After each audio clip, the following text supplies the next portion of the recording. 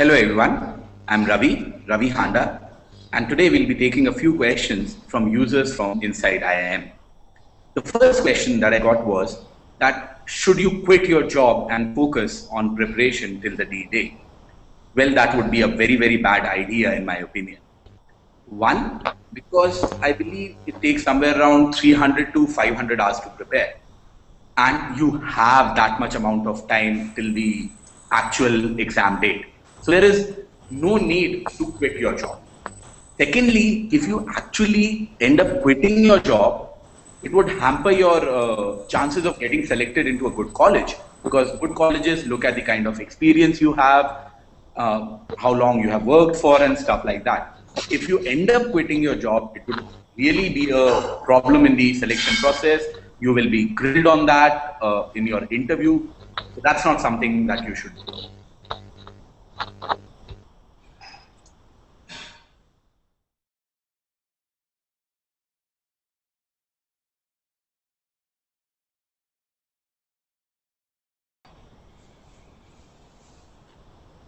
The second question that we have today is about a mind block against quant. Well, people have that, especially people who don't come from backgrounds like engineering. They do have this fear of maths. Well, first of all, I'd like to tell you that the quant or maths that gets asked in CAT and most other management entrance exams is very basic. It is 10th level maths. So if you have passed 10th, this shouldn't really be a problem. And considering that you are writing CAT, it's a safe assumption to make that you have passed 10th. Another thing is, if you actually do have a fear, what should you do? One thing is start from the basics and then practice some easy questions.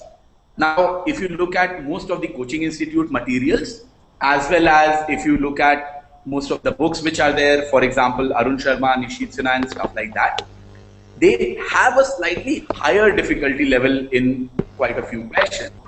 So prior to starting those, I would suggest that you try out a website like indiabix.com, which has easy problems, so to say.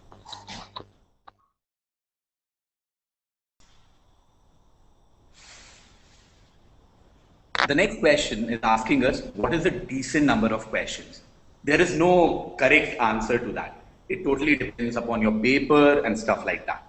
But broadly speaking, anything above 20, say maybe 22 or 23 in quant and DI section would be very good attempt. And if you can have a 85-90% accuracy, that would fetch you a very good percentile. But let me warn you, do not go in with a fixed idea of that I will attempt these many number of questions and I'll do 25 questions and stuff like that. Don't do that. It will be a problem. It would be a huge mistake. Do as much as you can. Because if you go with a fixed mindset of attempting n number of questions, whether that n is 15 or 25, does not matter, you will hamper your chances. Maybe you will lose out on some easy questions. Maybe you will attempt some questions and get them wrong. So don't do that. Do not go in with a fixed mindset that I have to attend n number of questions. So I would suggest that you go to the paper, treat every question on its merit. Maybe like a ball, that if it's a loose ball, then you cut it for 4. Otherwise not.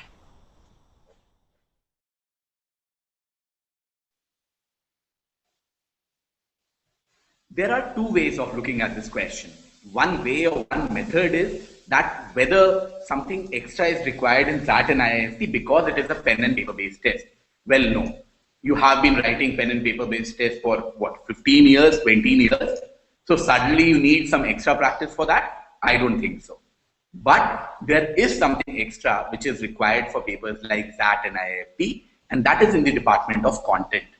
Yes, because both SAT and IIFT and some other exams like SNAP and IRMA, they ask questions on general knowledge. They ask questions on business awareness and current affairs also.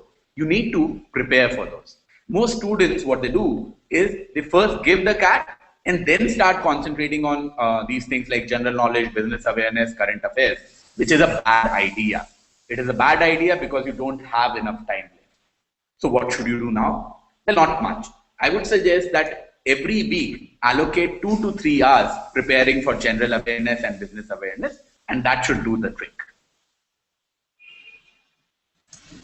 With this, I would like to end this session, and please keep sending us more questions, and I hope you enjoyed it. Do provide feedback as well. Thank you.